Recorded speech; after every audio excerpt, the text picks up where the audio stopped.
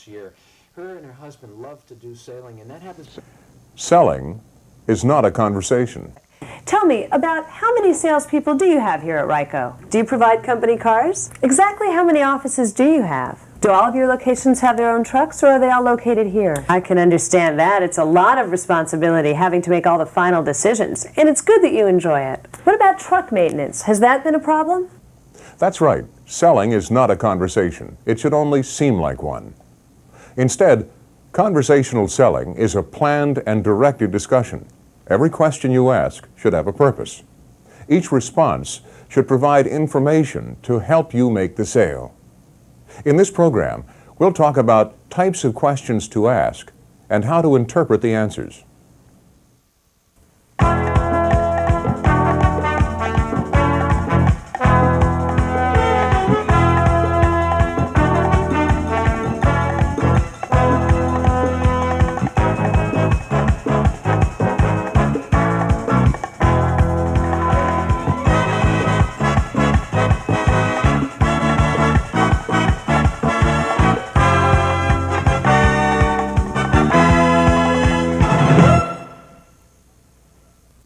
Okay, let's go over what we learned in Conversational Selling Part 1.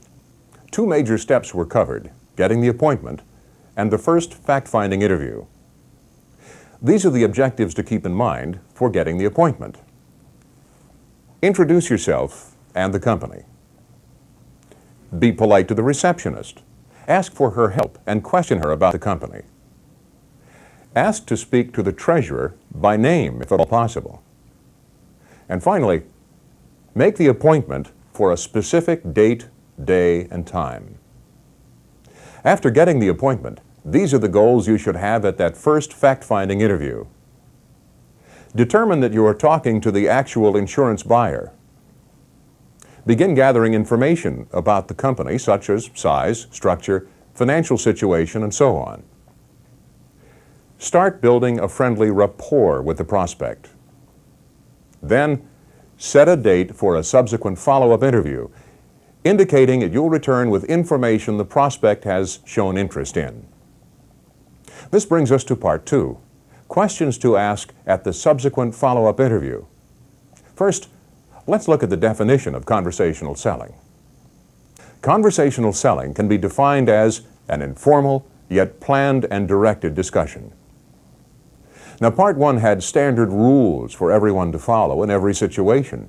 After the first interview, however, you'll need guidelines to help you sell insurance rather than specific rules. In the next few minutes, we'll take a look at how to ask questions that will evoke informational responses.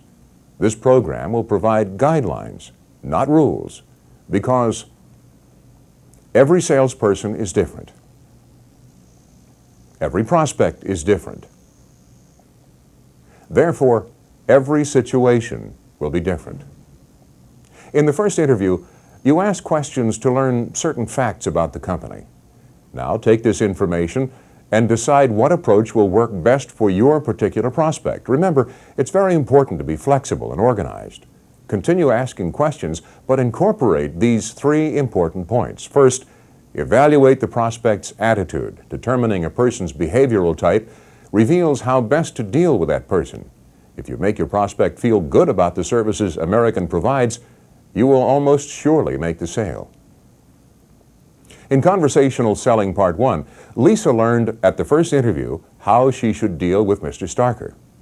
He's an open person who enjoys talking, so she lets him.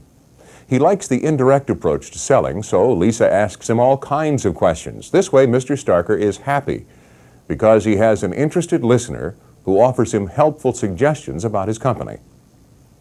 And Lisa is happy because she's finding out what Mr. Starker really wants, which will help her make the sale. Remember, people want to feel good about what they buy, so make them feel good about what you're selling.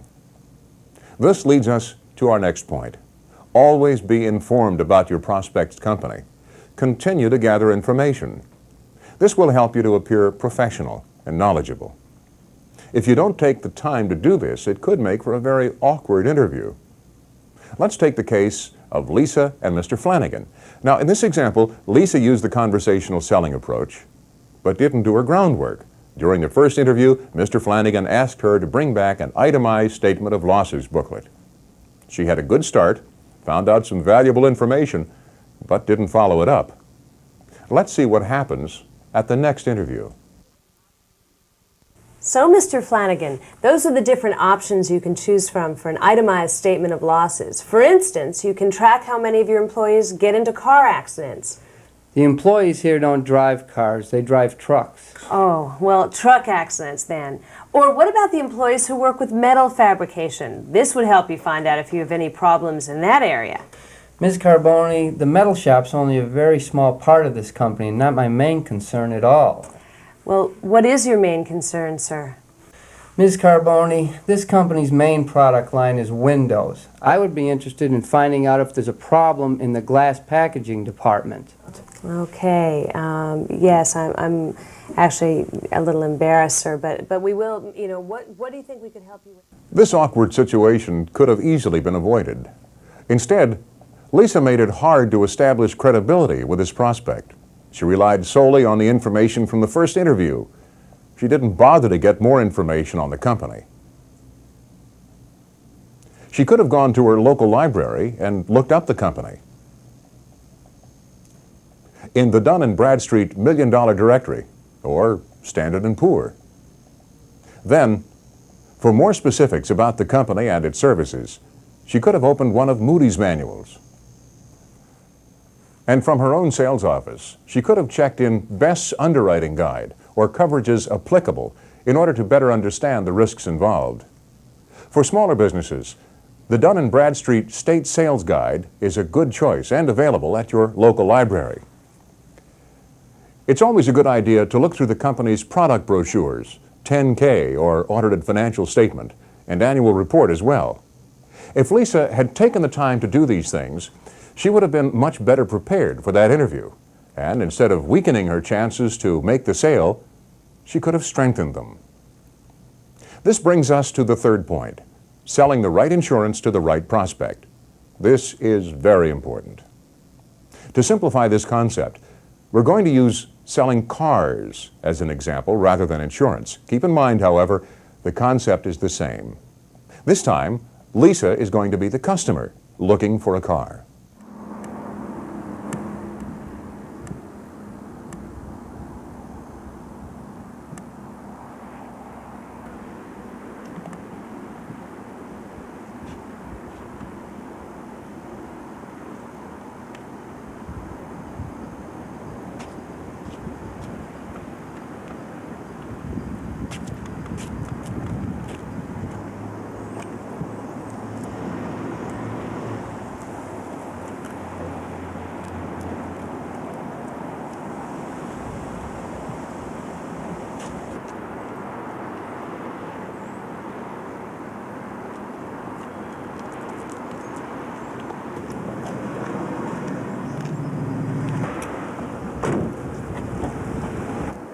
Looks like you can use a new car, am I right? Well, yes. Oh, my name is Sam, and you've definitely come to the right place. And your name? Lisa. Lisa. Looks like you'd be interested in a nice new four-door sedan that's good on gas, appealing to the eye. Do you like the color brown? Well, yes, but Well, if you follow me, I think I have something you're really going to like. Did you assume, as Sam did, that Lisa wants a nice, new four-door car that gets great gas mileage? Have you ever assumed an insurance prospect wanted one certain kind of insurance? It can't be stressed enough.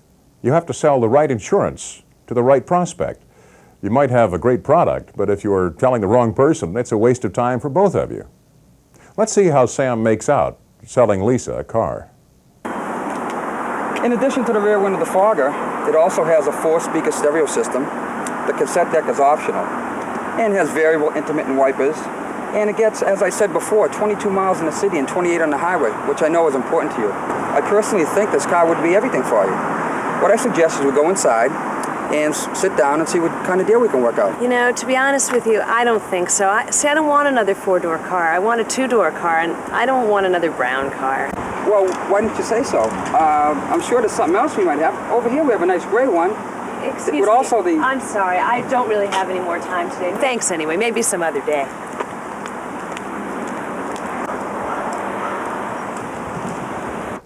Well, that was a good presentation, Sam. It's a nice car. Too bad you didn't find out if it was the right car for Lisa before you tried selling it to her. Getting back to insurance, the same is true for all American Mutual salespeople. You have all kinds of insurance to offer. Don't say or do anything to make your prospect think otherwise. How do you find out if you're selling the right insurance to the right prospect? You ask the prospect a lot of questions. During the conversational selling process, there are two different kinds of questions you can ask. They are directive and non-directive.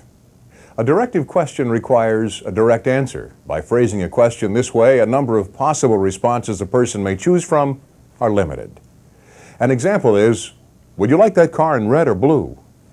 Let's put your prospect in a position where he or she has to choose either red or blue. A non-directive question, on the other hand, evokes a very general response. By phrasing a question this way, you allow the prospect to tell you what he or she is thinking. Now, an example of this would be, what color car would you like? The answer to this question will tell you what a person wants. You're not limiting the choices. The kind of information you need decides which kind of question to ask. We're now ready to watch Lisa as she asks Mr. Starker good information gathering questions at a second interview. After hearing his responses, we'll examine what they mean and what Lisa can learn from them. If you'll recall from Conversational Selling Part 1, Mr. Starker wanted Lisa to bring him a copy of a vehicle maintenance record. After a little bit of friendly conversation, Lisa explains how the vehicle maintenance record will help Mr. Starker. Now, she's ready to begin asking questions. So, Mr. Starker, how's business? Very good. I can't complain. No problems with production, keeping up with all those sales orders? No problems. Well, not many. What seems to be the trouble? Well, we have a lot of new employees. It takes time to train them. And, well, our equipment is getting old, too. Lisa has only asked Mr. Starker a few questions, but what has she learned? Well, for one thing, Ryco Glass has a lot of new employees. Another thing is, they're using old equipment. In the back of Lisa's mind, she should be thinking workers' comp insurance, but she shouldn't bring it up yet. Instead, she keeps inquiring about the company. So far, Lisa has been using non-directive questions to get information. Let's see what else she can learn.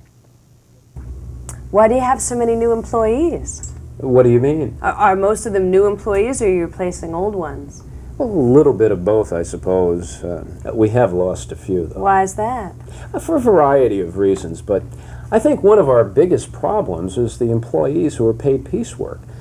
The machinery is old, so it's down a lot, and they get frustrated because they're not making as much money as they're used to.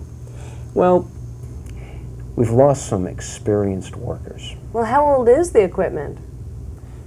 Let me see. About 20 years old. Has it caused many injuries? Oh, not many, but we've had a few.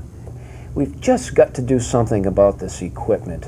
We just haven't had the time lately. We've been so busy. In this scene, Lisa kept asking questions about the employees, and it paid off.